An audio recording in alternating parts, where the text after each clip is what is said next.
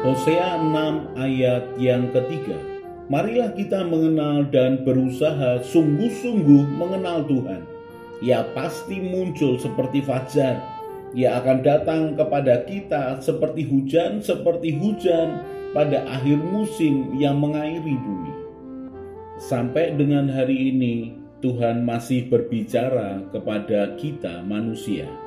Tuhan bisa berbicara melalui firman yang didengar, melalui suatu peristiwa yang terjadi, melalui orang-orang yang kita temui, melalui jamahannya dalam hati kita, juga melalui pengalaman supranatural lainnya. Dan Roh Tuhan akan menerjemahkan kepada manusia batiniah dan jiwa kita apa yang kita lihat, apa yang kita dengar, dan yang kita alami dengan kebenaran firman Tuhan dan kehendaknya dalam hidup kita, sesuai dengan perjalanan iman dan kedewasaan pengenalan kita akan Tuhan. Mari ingini Tuhan, mari buka hati dan hidup kita akan tuntunan Roh Tuhan setiap waktu. Seberapa jauh kita mengalami Tuhan, tergantung seberapa kita mengingini pengalaman ilahi dengan Dia. Semakin kita mengingini Tuhan, maka semakin nyata penyertaannya dalam hidup kita. Dalam renungan belajar takut akan Tuhan ini, saya mengajak saudara belajar dari peristiwa kehidupan dan dari firman Tuhan. Mari izinkan Tuhan mengajari kita.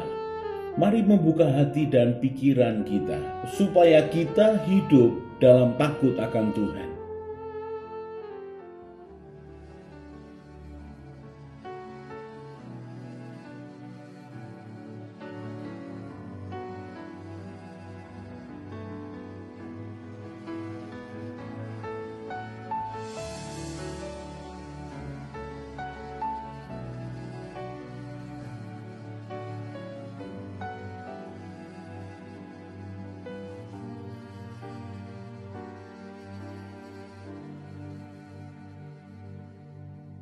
Kasih setiamu Tuhan lebih dari hidupku, jalan-jalanmu ya Tuhan terbaik bagiku. Dari semua yang kau katakan, tiada dusta ku temui. Dari semua yang kau janjikan, tiada yang tak terpenuhi. Andaikan ku harus memilih, tetap hatiku padamu, tak satu pun dapat menggantikanmu. Hanya kau yang berarti bagiku, lebih dari semua yang ada. Kaulah segalanya bagiku, tak ingin ku berpaling darimu selamanya. Ku akan menyerah.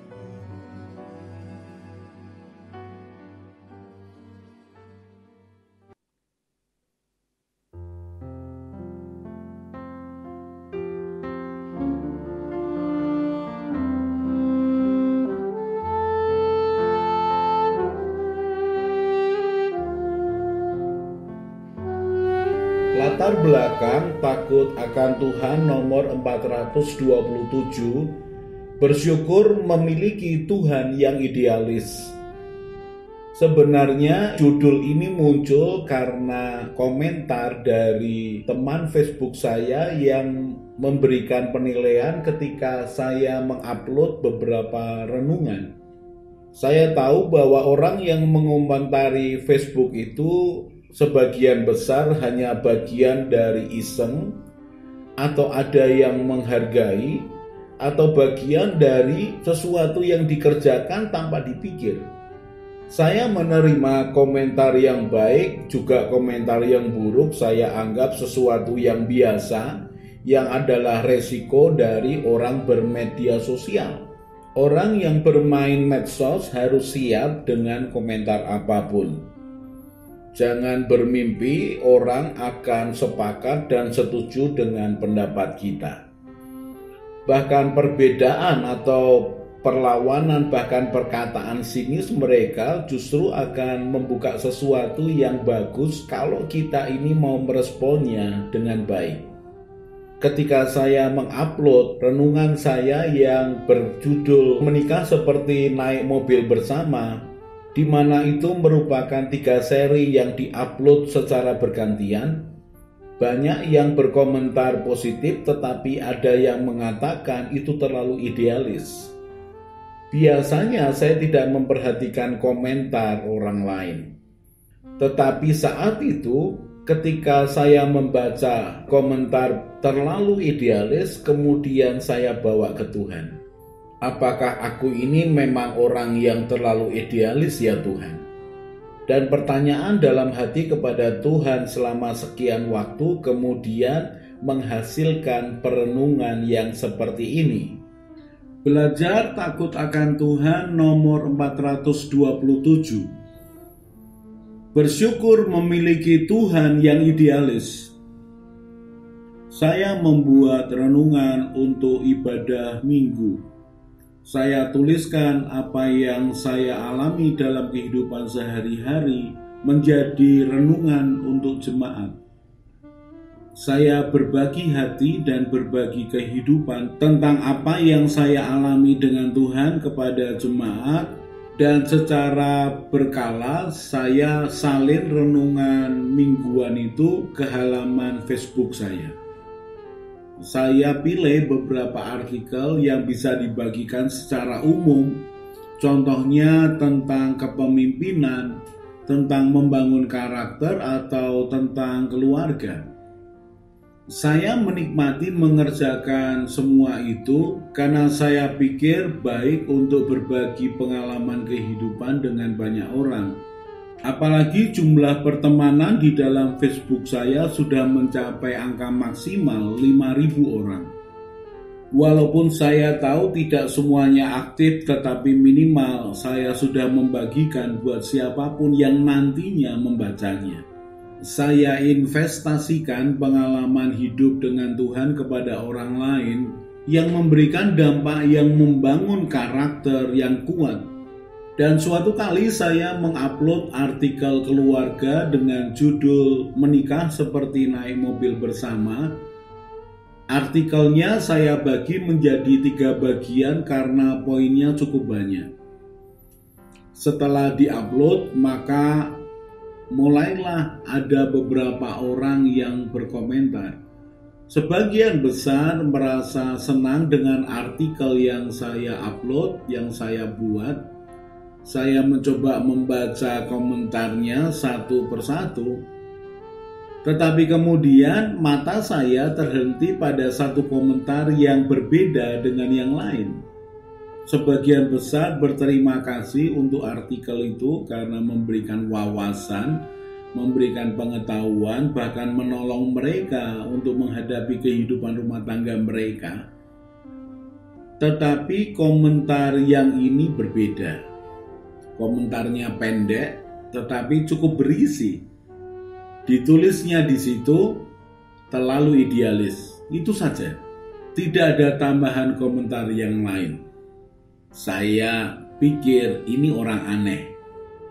Apakah dia orang yang tidak suka dengan artikel saya, tidak setuju dengan artikel saya, atau mungkin dia mengalami sesuatu dalam kehidupannya sehingga pembahasan tentang keluarga yang saya sampaikan tentang menikah seperti naik mobil bersama itu tidak dialami, atau apapun yang terjadi, saya pikir komentar orang ini cukup menarik untuk direnungkan. Maka saya kemudian memperhatikan kembali apa yang saya sampaikan di artikel itu.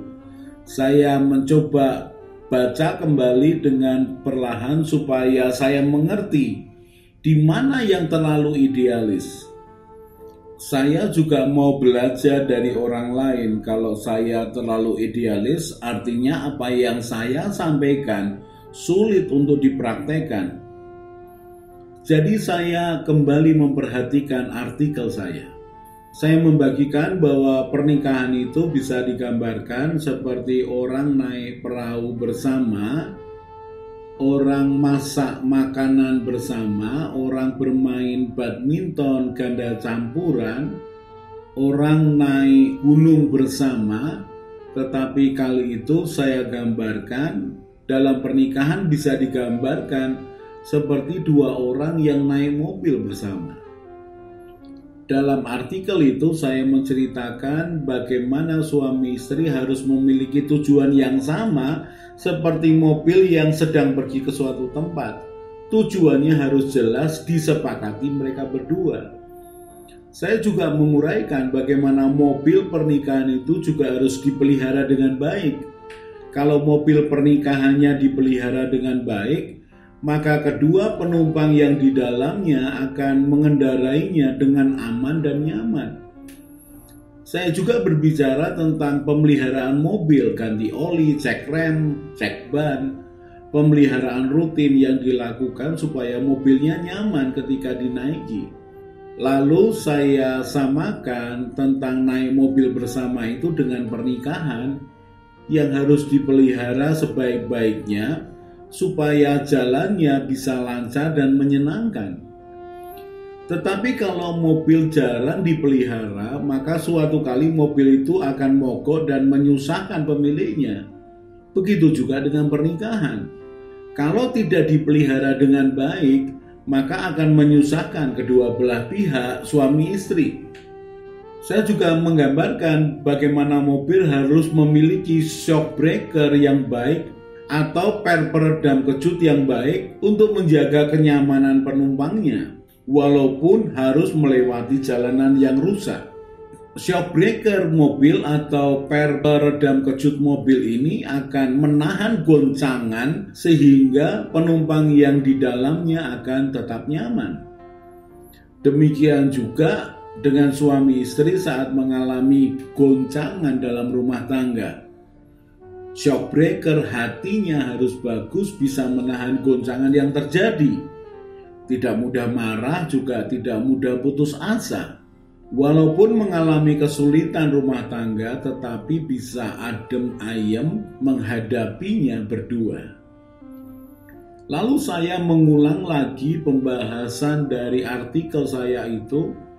Kemudian saya mencari yang mana yang terlalu idealis, karena yang saya bagikan itu adalah bagian dari seminar yang saya sudah lakukan bertahun-tahun di puluhan kota, ribuan orang mendengarnya, dan hampir semuanya saya sudah lakukan, saya praktekkan dalam kehidupan rumah tangga saya, dan itu sesuatu yang biasa. Saya mencoba idealisnya di mana, saya sedikit bingung. Kalau saya mengajar tidak memiliki standar yang tinggi dan mulia, lalu seminar atau pengajaran kehidupan harus saya sampaikan seperti apa? Bukankah saya harus membagikan sesuatu yang tinggi dan mulia yang Tuhan inginkan dalam pernikahan atau dalam keluarga? Karena Tuhanlah pencipta keluarga. Jadi setelah saya merenungkan dan tidak menemukan yang mana yang terlalu idealis, saya justru kasihan kepada orang yang memberikan komentar terlalu idealis itu. Saya menganggapnya belum mengerti apa yang saya sampaikan. Saya menceritakan pengajaran hidup yang saya terima dari Tuhan saya dan saya alami dalam kehidupan pernikahan dan keluarga saya. Tetapi komentar itu membuat saya ingat akan kejadian sekian tahun sebelumnya. Di tahun-tahun itu setiap minggu saya syuting di salah satu televisi swasta. Saya sebagai host sekaligus narasumber acara keluarga bahagia di televisi lokal itu.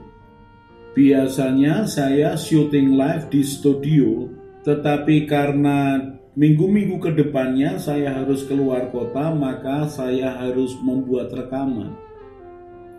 Dan dalam rekaman itu saya mendapatkan pinjaman suatu tempat pameran mebel yang saya tidak perlu susah payah untuk membeli atau mencarinya. Saya tinggal izin untuk mengambil latar belakangnya di situ. Di tengah-tengah istirahat saya, ada seorang bapak yang menghampiri saya sekedar untuk menyapa. Dia perkenalkan dirinya dan langsung mengomentari acara saya. Dia katakan, "Pak, mengapa acaranya disebut keluarga bahagia? Memangnya ada keluarga yang bahagia? Memangnya mereka yang nonton di acara TV yang Bapak sampaikan itu sudah bahagia semua rumah tangganya, sehingga disebut acara keluarga bahagia?" Waktu itu saya kaget dia berkomentar seperti itu. Saya sadar bahwa orang ini minimal pernah sekali dua kali melihat saya di televisi. Dan mungkin karena dia tidak memiliki atau dia tidak mengalami apa yang saya sampaikan, maka dia tidak percaya bahwa ada keluarga bahagia. Waktu itu mendengar akan komentarnya, saya segera menjawabnya bahwa justru karena banyak orang yang keluarganya tidak bahagia, maka saya membagikan acara keluarga bahagia. Bukan karena saya sudah mencapai penuh kebahagiaan keluarga saya, tetapi karena saya sedang mengusahakan dan berupaya untuk mewujudkannya, maka saya berbagi pengalaman kepada para pemirsa. Lalu tentang nama keluarga bahagia, apakah dianggap terlalu idealis? Atau saya berikan judul keluarga biasa-biasa saja? Atau keluarga kita semua? Atau keluarga kita penuh masalah? Kita akan memasuki suatu acara, keluarga kita membuat pusing semuanya. Kalau nama acaranya saya buat seperti itu, berarti tidak ada impiannya sama sekali, tidak ada pengharapannya sama sekali. Saya ingin kalau orang mendengar tentang keluarga bahagia, maka dia merindukan, dia menginginkan memiliki keluarga yang bahagia. Jadi nama keluarga bahagia memang itu bagian dari impian saya yang saya harapkan juga menjadi impian banyak orang. Kemudian saya merenung, saya mengalami hal-hal itu. Saya bersyukur memiliki Tuhan yang sangat idealis untuk hidup saya. Tuhan saya menginginkan hidup saya berubah, tambah maju, tambah dewasa, tambah diberkati, tambah menjadi berkat, tambah memberkati banyak orang. Tuhan saya memiliki impian yang sangat idealis buat saya. Saya bersyukur punya Tuhan yang begitu idealis, memimpikan saya untuk mengalami kehidupan yang jauh lebih baik. Tuhan saya bahkan merindukan saya menjadi partner pelayanannya. Saya yang hina dan berdosa kemudian diselamatkan dan didandani menjadi ciptaan baru. Ciptaan baru yang semakin indah di dalam pemandangan Tuhan pencipta saya. Coba kalau Tuhan saya tidak idealis melihat saya, maka saya akan dibiarkan saja apa adanya, sebisanya aja pencapaian saya. Kalau Tuhan saya tidak idealis, maka celaka saya menjadi ciptaannya. Bukan kebaikan dan nilai kehidupan yang lebih baik yang saya dapatkan, tetapi hanya pembiaran, bahkan tidak ada impian yang baik yang dimiliki Tuhan atas hidup saya ciptaannya. Saya bersyukur memiliki Tuhan yang memiliki impian dan masa depan yang besar, yang idealis demi hidup saya untuk supaya lebih baik dan lebih baik lagi. Idealis ini membuat hidup kita ini semakin maju dan semakin baik. Ulangan 4 ayat 6-8. Lakukanlah itu dengan setia, sebab itulah yang akan menjadi kebijaksanaanmu dan akal budimu di mata bangsa-bangsa yang pada waktu mendengar segala ketetapan ini akan berkata, memang bangsa yang besar ini adalah umat yang bijaksana dan berakal budi. Sebab bangsa besar manakah yang mempunyai Allah yang demikian dekat kepadanya seperti Tuhan Allah kita setiap kali kita memanggil kepadanya? Dan bangsa besar manakah yang mempunyai ketetapan dan peraturan demikian adil seperti seluruh hukum ini yang kubentangkan kepadamu pada hari ini?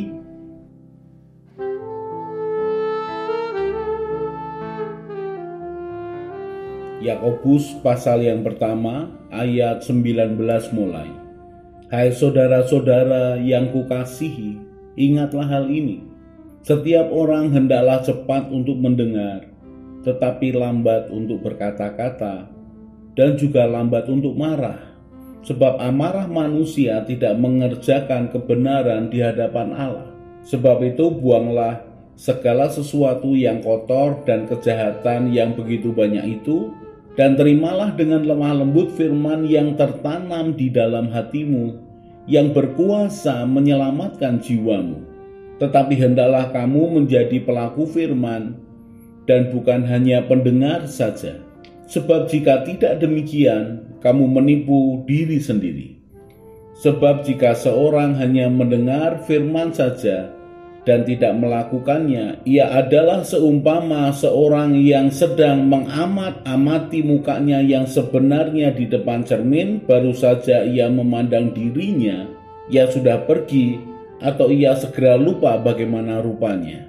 Tetapi barang siapa meneliti hukum yang sempurna, yaitu hukum yang memerdekakan orang, dan ia bertekun di dalamnya, jadi bukan hanya mendengar untuk melupakannya, tetapi sungguh-sungguh melakukannya, ia akan berbahagia oleh perbuatannya. Ketika kita mengadakan waktu untuk merenungkan firman Tuhan, maka bukan hanya roh dan jiwa kita yang disegarkan, tetapi perjumpaan dengan Tuhan secara tersembunyi itu akan membuat kita semakin mengenal kepribadian Tuhan.